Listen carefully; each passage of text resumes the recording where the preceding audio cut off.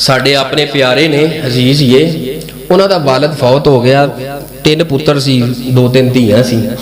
ते ताज़ा ताज़ा जो फौत होया बंदे दा फिर दिल बड़ा मोम हुंदा है, नरम हुंदा है, वो फिर बंदा नमाज़ां वल भी जांदा है, चंद दिन जिहड़ा ना वो बंदा फिर जांदा है। वो अल्लाह अल्लाह पासे आया तो मैनू कॉल कर कहंदा हाफिज़ जी मसला पूछना है। मैं जी पूछो।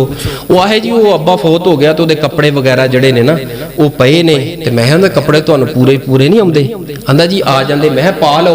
वो आहे जी सारे कहंदे डर जिहा हुंदा है, खौफ हुंदा है। ते वो अब्बे दे कपड़े, मैं क्या अच्छा अब्बे दी कोई जमीन शमीन है ही? कहंदा हाँ 7 किले ने माशाअल्लाह अब्बे दे। मैं इंज कर हाँ कपड़े भी ते ओदी घड़ी जुत्ती ते 7 किले। मैं मैनू दे दे तेनू ते डर आउंदा है। मैं कपड़ियां तो तेनू डर आउंदा है ते अब्बे दे 7 किले खान लग्या तेनू डर नहीं आउंदा? अब्बे दी घड़ी पाउन लग्या डर नहीं आउंदा?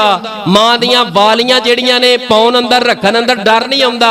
सिर्फ की डर आउंदा है? मां दी जुत्ती ते मां दे कपड़े ते मां दे दुपट्टियां तो बड़ा डर आउंदा है।